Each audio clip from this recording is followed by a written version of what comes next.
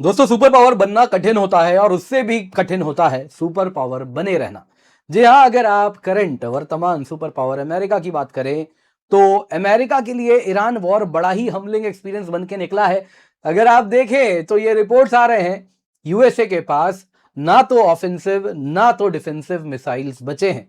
जी हाँ, अगर आप ऑफेंसिव मिसाइल्स की बात करें जो हिमार सिस्टम में इस्तेमाल किया जाता है वर्चुअली एग्जॉस्टेड है, जीरो है, ये बात सामने आ रही है।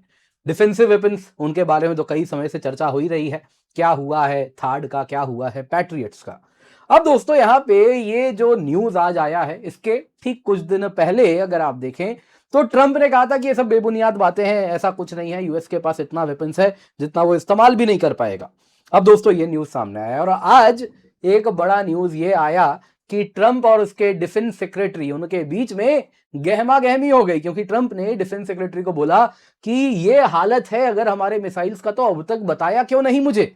तो यहां पे डिफेंस सेक्रेटरी ने कुछ जवाब दिया तो क्या है, वो भी काफी ज्यादा आज मीडिया में सुर्खियां बटोर रहा है। सबसे पहले दोस्तों जो आप देख सकते हैं रॉयटर्स का न्यूज है, वर्चुअली सभी के सभी long range precision missiles Iran war में यूएस ने इस्तेमाल कर दिए हैं और अब यूएस के पास नहीं है। 80% इंटरसेप्टर्स जो मिसाइल डिफेंस सिस्टम के लिए चाहिए डिप्लीटेड है। यहीं आप सीएनएन में भी देख सकते हैं आ रहा है। वैसे ही आप देख सकते हैं ट्रंप ने कुछ समय पहले कहा था कि वेपन्स तो इतने जितना हम इस्तेमाल नहीं कर सकते, जितना हमें चाहिए नहीं उससे ज्यादा है। तो ये सारी बातें बेबुनियाद हैं। आज यहाँ पे देखिए वॉशिंगटन पोस्ट में ट्रंप और हेगसेट के बीच में जो उनके डिफेंस सेक्रेटरी हैं गहमा गहमी हुई, जिसके पीछे कारण था कि ईरान वॉर में मिसाइल डिप्लीटेड है और पेंटागन ने भी क्राइसिस मीटिंग होल्ड की, जिसके बाद ट्रंप ने हेगसेट को डांटा, हेगसेट ने फर्दर पेंटागन पे गुस्सा उतारा और उसके बाद ये सारी चीजें हो रही हैं। इन शॉर्ट दोस्तों सवाल यहां पर ये पूछा जा रहा है, अमेरिका का 1 ट्रिलियन का डिफेंस अगर आप देखें तो बजट है और इस बार तो 1.5 ट्रिलियन की मांग है।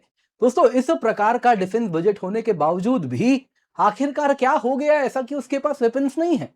वो दोस्तों अगर आप देखें तो 4 महीने का वो भी इंटेंसिटी जो मीडियम इंटेंसिटी वॉर कह लीजिए या बीच बीच में एपिसोडिक वॉर लड़ा है 4 महीने में, उसमें उसकी ये हालत हो गई है। तो उसके पीछे क्या कारण है और इससे क्या लर्निंग है, बेहद आवश्यक है उस पर आज हम चर्चा भी करें। पर इससे पहले आगे बढ़े आपसे निवेदन है वीडियो लाइक करें, चैनल सब्सक्राइब करें, बेल आइकन अवश्य दबा दें।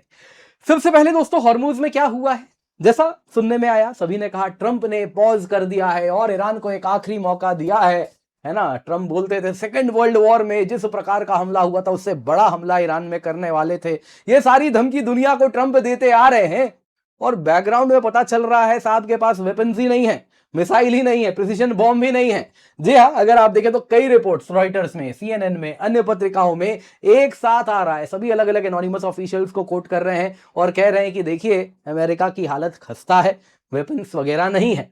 सीएसआईएस थिंक टैंक है वो भी कह रहा है कि देखिए long range precision strike weapons यानी ऑफेंसिव वेपन्स खत्म कर दिए हैं अमेरिका ने, एयर मिसाइल डिफेंस इंटरसेप्टर्स उसकी हालत तो बुरी है ही। अब इसके साथ दोस्तों कारण यही बताया जा रहा है कि ट्रंप को अचानक से जो ईरान पे हमला कर रहे थे वो पॉज करना पड़ा है और इस वजह से अगर आप देखें तो ट्रंप बड़े नाराज हैं। उनके कैंप में ही अगर आप देखें तो काफी ज्यादा फ्रिक्शन भी हो रहा है। कई सवाल पूछे जा रहे हैं इसके साथ कि यूएस दुनिया में कैसे पावर प्रोजेक्ट करेगा आज के समय में अगर उससे ईरान नहीं संभल रहा है। सपने देख रहा था वो बड़ी बड़ी शक्तियों से लड़ने का, उसकी ये हालत यहां पर हो रखी है। सबसे पहले दोस्तों आइए जरा पहला जो न्यूज है आज का, एक्यूट वेपन्स शॉर्टेज हो रहा है उसके बारे में क्या कहा जा रहा है। तो रॉयटर्स अगर आप देखें तो उसने न्यूज ब्रेक किया, यूएस फोर्सेस की बात कही गई, उन्होंने कुछ ऑफिशियल से बात की और उसके बाद ये रिपोर्ट बड़ी जिम्मेदारी से एक्सक्लूसिव कैटेगरी में डाला गया, जिसमें उन्होंने कहा कि देखिए वर्चुअली जितना भी आर्मी का ग्लोबल यानी दुनिया में यूएस के पास जो स्टॉक पाइल था आर्मी टैक्टिकल मिसाइल सिस्टम का या फिर जो आजकल मॉडर्न प्रिसीजन स्ट्राइक मिसाइल्स आ गए हैं, दोनों ही अगर आप देखें तो यूएस के हिमार्स में इसका इस्तेमाल किया जाता है और दुश्मन के ऊपर इससे वार करते हैं। जैसे पिनाका है कुछ वैसे ही इस प्रकार से इनसे वार किया जाता है। अब दोस्तों ये surface to surface missile system है, प्रिसीजन स्ट्राइक मिसाइल्स बेहद एक्यूरेट हैं। वैसे ही आप देखिए आर्मी टैक्टिकल मिसाइल सिस्टम्स, उनकी accuracy obviously precision strike missiles जैसी नहीं है लेकिन काफी है।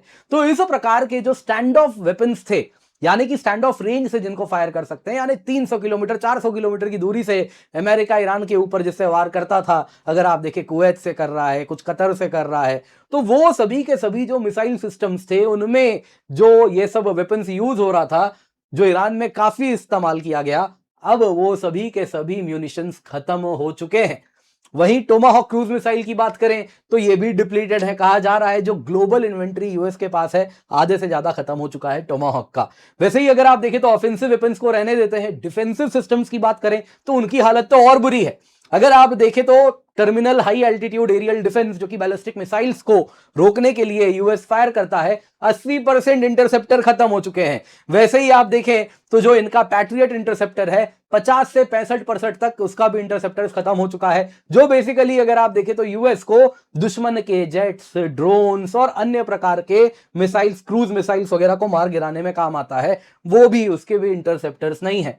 दोस्तों यहां पे यही कहा जा रहा है कि अगर अगला फ्रंट इस वक्त गलती से खुल गया, ताइवान वगैरह या और कहीं खुल गया, तो अमेरिका के पास कुछ नहीं रहेगा। यूएस सिटिंग डक होने वाला है। यूएस के पास केवल 750 पैट्रियट इंटरसेप्टर्स बचे हैं और केवल 250 थार्ड इंटरसेप्टर्स बचे हैं। यानी कि और 100 से 150 बैलिस्टिक मिसाइल यदि यूएस पे चल गए, या तो वो टारगेट को हिट करेंगे या यूएस उसे रोकने के लिए इंटरसेप्टर्स चलाएगा तो उसके इंटरसेप्टर्स खत्म हो जाएंगे। ऑन एन एवरेज एक बैलिस्टिक मिसाइल को रोकने के लिए 1 से 2 थर्ड इंटरसेप्टर तो लगता ही लगता है। दोस्तों अब ये क्या करेगा यूएस? क्या नया प्रोड्यूस कर लेगा तुरंत? वो तो कर ही रहा है। प्रोडक्शन रेट जानते हैं कितना है? हर महीने केवल 15 नए टोमाहॉक्स बनते हैं, केवल 20 पैट्रियट्स बनते हैं, थर्ड तो और कम बनते हैं। दोस्तों इसके साथ अगर आप यूएस की बात करें तो उसके लिए समस्या बेहद बढ़ गई है और इसी वजह से ट्रंप और हेगसेट के बीच में भी क्लैश हुआ है। ट्रंप दोस्तों पब्लिकली डींगे हाँक रहे थे कि यूएस के पास तो इतना वेपन है कि उतनी वो इस्तेमाल भी नहीं कर पाएगा, और दुनिया को अलग अलग धमकी दे रहे थे ईरान को कि देख लो तुम्हारे ऊपर इतना बड़ा हमला करेंगे, सोच लो, माफी मांग लो अभी के अभी। अब दोस्तों अंदर से हालत कितनी बुरी है ये सारी बातें सामने आ रही हैं। अब यहां पे वॉशिंगटन पोस्ट ने यह भी कहा कि कैबिनेट मीटिंग जब ट्रंप कैंप डेविड में कर रहे थे उसमें ट्रंप ने डिफेंस सेक्रेटरी से पूछा, बोला ये क्या लगा रखा है, वेपन्स है नहीं हमारे पास, तुम मुझे बताए नहीं, मैं बड़ी बड़ी डींगे हाँकता था। और उसके बाद उन्होंने हेगसेट से पूछा इतनी सिवियरिटी है म्यूनिशन शॉर्टेज की तो बताते मिसलेड क्यों किए? तो यहां पे उन्होंने कहा कि मुझे तुम बता रहे थे कि प्रॉब्लम फिक्स हो चुका है, ये हालत हो रखी है। तो हेगसेट ने कहा कि देखिए देखिए मैं तो क्या करूं, जो मेरे नीचे डिप्यूटी डिफेंस सेक्रेटरी हैं जिनको आप यहां पे देख रहे हैं, जी हाँ स्टीफन फिनबर्ग, उनकी बात की और कहा वही व्हाइट हाउस को अपडेट नहीं किए, इस वजह से मैं आपको नहीं बता पाया। और इसके साथ ट्रंप ने तुरंत के तुरंत एंग्रीली कॉल किया फिनबर्ग को और कहा कि जरा ये क्या चल रहा है, बताओ ऐसा क्यों हो रहा है। तुरंत के तुरंत फिनबर्ग ने पेंटागन के साथ एक क्राइसिस मीटिंग किया, सीनियर मिलिट्री ऑफिशियल्स और जितने भी वेपन्स एक्विजिशन ऑफिशियल है सब ने मीटिंग की, और मीटिंग करने के बाद सामने आया कि भाई प्रोडक्शन रेट तो बहुत कम है, 15 नए टोमाहॉक बनते हैं, 20 पैट्रियट हर महीने बनते हैं, ये तो ईरान के साथ एक दिन में खत्म हो जाएगा, तो क्या करें। तो उसके बाद ट्रंप और नाराज हो गए। खैर व्हाइट हाउस और पेंटागन की बात करें तो उन्होंने कहा नहीं नहीं ऐसा कुछ नहीं हुआ है, वॉशिंगटन पोस्ट झूठ फैला रहा है, ऐसा कुछ नहीं हुआ है हमारे यहाँ। वहीं वॉशिंगटन पोस्ट कह रहा है कि नहीं हमने अंदर के ऑफिशियल से कंफर्म किया है और ऐसा हुआ है, ट्रंप और पीट हेगसेट के बीच में कुछ इस प्रकार से गहमा गहमी हुई है। अब दोस्तों देखिए अमेरिका तो इसे डिनाई करेगा ही करेगा, कारण बड़ा सरल है, वो ईरान के साथ इस वक्त नेगोशिएट कर रहा है। ईरान के साथ जब नेगोशिएट करेगा तो वो यही नेगोशिएट कर रहा है कि देखो अगर तुम नेगोशिएट नहीं करोगे तो और मारेंगे। अब अंदर की खबर बाहर आ गई कि और कैसे मारोगे, वेपन्स ही नहीं है तुम्हारे पास। तो इस वजह से अगर आप देखें तो इस प्रकार की कहानी को हमेशा डिनाई ही किया जाएगा, क्योंकि ये कमजोरी अमेरिका देखिए छुपाना ही चाहेगा, तो ये लॉजिकल है इस बात को छुपाना भी। खैर सवाल यहां पे सबसे बड़ा ये है, आपका 1 ट्रिलियन का डिफेंस बजट है, उसको आप बढ़ा के 1.5 ट्रिलियन लेके जा रहे हैं। दुनिया का लगभग आधा डिफेंस बजट आपके पास है। ईरान आप देख सकते हैं इस लिस्ट में कहीं है भी नहीं। आप देख लीजिए ना, सबसे नीचे पोलैंड है 28 बिलियन पे, ईरान का कोई डिफेंस बजट में नाम भी नहीं है इसमें, फिर भी आपकी ये हालत कैसे हुई है। देखिए यहां पे इस वॉर से कुछ चीजें अगर आप मंथन करें तो सामने आई है। पहला, क्वांटिटी वर्सेस क्वालिटी। अगर आप केवल क्वालिटी पे फोकस करेंगे तो आप वॉर नहीं जीत पाएंगे, आपको क्वांटिटी और क्वालिटी दोनों का समागम करना पड़ेगा। एडवांस सिस्टम्स यूएस के, टोमाहॉक, पैट्रियट्स, थार्ड्स, वैसे ही आप देखें तो प्रिसीजन स्ट्राइक म्यूनिशन और अन्य चीजें जो उसने इस्तेमाल की, उसमें बड़ा स्पेशलाइज्ड कंपोनेंट लगता है, सॉलिड रॉकेट मोटर से लेकर प्रिसीजन गाइडेंस तक चाहिए, तो इस वजह से एक तो ये बड़े महंगे होते हैं, दूसरा क्या होता है इनको बनाने में लगता है समय, तो इस वजह से आप लिमिटेड नंबर्स में ही बनाते हैं। ईरान वही क्वालिटी नहीं है तो क्वांटिटी में फायर कर रहा है, चीप केमिकाजे ड्रोन फायर करता है, सस्ते बैलिस्टिक मिसाइल्स फायर करता है, और इसी में अगर आप देखें तो कुछ high quality specialised ballistic missiles भी फायर हो रहे हैं। तो वो मिक्सिंग कर रहा है, तो इस वजह से अगर आप देखें तो उसका अपर हैंड यहां पर हमको देखने मिल रहा है। वहीं यूएस क्या कर रहा है, वो स्टैंड ऑफ वेपन्स ही इस्तेमाल कर रहा है। तो इस वजह से कहीं ना कहीं वो क्वांटिटी के सामने उसकी क्वालिटी कितने समय तक स्टैंड करेगी। स्टार्टिंग में तो यूएस का अपर हैंड था, लेकिन धीरे धीरे वो क्वालिटी वाले जो मिसाइल्स हैं ओवर द टाइम अगर आप देखें तो उनकी संख्या कम होने लगेगी, और फिर जिसके पास मिसाइल बचे उसका बनता है अपर हैंड। दोस्तों अगर आप देखें तो ये सबसे बड़ा लेसन है हमारे लिए भी कि अगर आपको वॉर लड़ना है तो क्वांटिटी और क्वालिटी दोनों का मिश्रण रखना पड़ेगा। दूसरा दोस्तों, आप वॉर लड़ रहे हैं तो रिस्क टेकिंग कैपेबिलिटी भी चाहिए। यूएस की बात करें तो उनके पायलट्स दूर से स्टैंड ऑफ म्यूनिशन फायर करके चले जाते हैं। कारण है कि उनको रिस्क नहीं करना अपने आप को कि एनिमी मार गिराएंगे, जिस वजह से एक बहुत बड़ी कीमत आपको पे करनी पड़ रही है। आपके जो स्टैंड ऑफ म्यूनिशन है बड़े एक्सपेंसिव हैं। तो ठीक है, आप पायलट की जान जरूर बचा रहे हैं, अच्छी बात है, लेकिन एक समय के बाद वो प्रिसीजन म्यूनिशन खत्म हो गए, स्टॉक्स नहीं बचे, तो अब क्या ऑप्शन है? अब ऑप्शन ये है कि रिस्कियर ऑल्टरनेटिव किया जाए, जिसमें पायलट्स क्या करें, सामने जाएं, जाके जो स्मार्ट बॉम्ब है उसके जगह डमी बॉम्ब्स फायर करना शुरू करें, क्योंकि स्मार्ट बॉम्ब्स तो खत्म हो गए हैं।